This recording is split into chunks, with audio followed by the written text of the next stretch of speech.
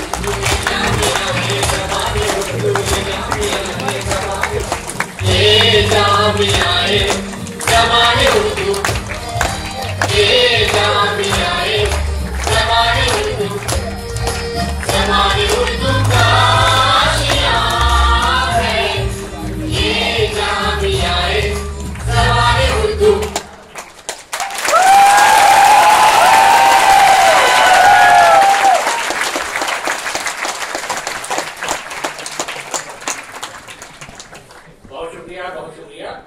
Team तराना की तलबा तालिबात के लिए हौसला अफजाई हो जाए। एक और बात बहुत मेहनत की, देर माह से पाबंदी से इन्होंने माहिरीन की निगरानी में नजमुद्दीन जावेद यहाँ बैठे हैं, तबला नवाज हैं, बैनुल शोहरत याफ्ता, उन्होंने उनकी टीम ने ताउन दिया है। और खुद हमारी टीम के डॉक्टर सलीम फातिमा थे, मुजाहिद अली साहब, डॉक्टर बिश्रा की निगरानी, और वसीम पठान है और डॉक्टर करण सिंह है। ये सारे लोग इस मेहनत में शामिल हैं। सबके लिए तालियां। अभी सुखविंदर जी पेश करेंगे तराना, लेकिन उससे पहले इस तराने के